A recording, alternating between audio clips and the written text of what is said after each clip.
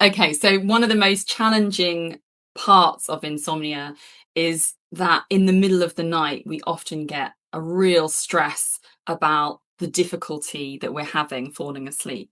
And this is then becomes the problem. So essentially, we've got the insomnia, but then we've got the response to the insomnia. So this is a top strategy. This is a three-step strategy to help you with your the difficulty that you find when you're struggling to fall asleep or stay asleep and you have that fear of not being able to sleep.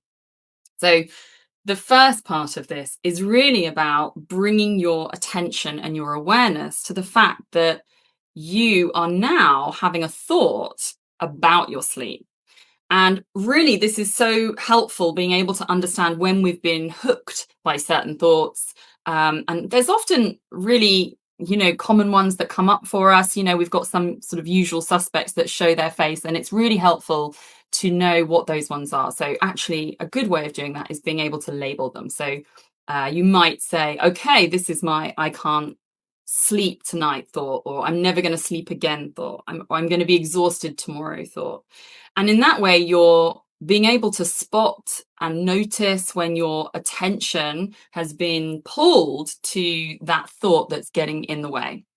So that's the first step, being able to bring your attention to it.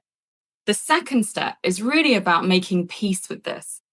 Um, when I say making peace with it, it's really about trying to come to that understanding that this is just a thought. This doesn't have to mean anything. It's not that your brain has got a kind of back channel to the truth of the universe. This is really just your brain's way of trying to keep you safe. So we know that we've had that thought. This is our chance to make peace with it and just allow it to be there. We can say, okay, thank you, brain, for giving me that thought. We can welcome it. We can allow it to be there. It doesn't have to take up our attention and focus, but we also don't need to be worried about it. And the other thing is just about being able to separate out our brain and what our brain is telling us and actually who we are. And actually, that might not be the same thing. So it's really helpful just to disentangle those things by just spotting it and saying, this is my brain trying to tell me something.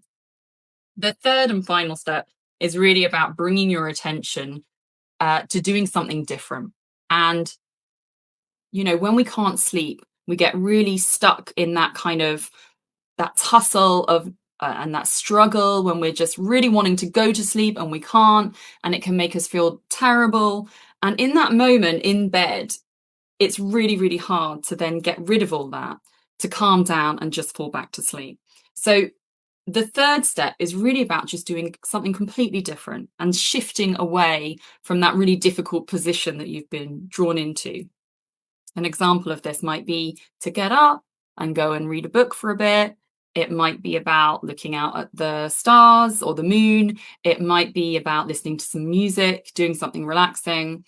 But it also could be a moment of mindfulness as well. This could be the point where you refocus your attention on something in the here and now, something in the present moment.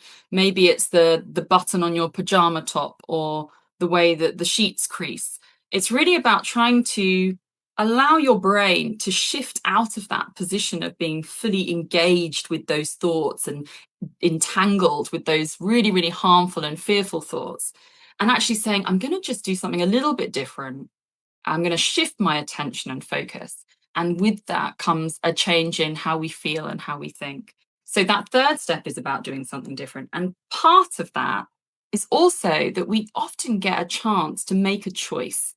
So when it comes to thoughts coming into our mind, they often just kind of land and we can't control that. But what we do get control over is how much we really spend time thinking about them, engaging with them, spending time mulling them over, attending to them. And that is something that's a bit more in our control. And when we can't sleep, we often feel angry and frustrated and disappointed. So it can be really helpful in this stage of doing something different to actually say, you know what, I'm going to call this out. Either I'm going to continue to engage with this really scary thought and get pulled into it. It's a bit like scratching an itch. But actually, instead of scratching that itch, we're going to just let that be there. We're going to let it drift away like a cloud through the sky or a leaf on a stream. And actually, instead, we're going to engage in a much more different, but also more likely to help us to fall back to sleep process, like getting up or reading a book, doing something like that.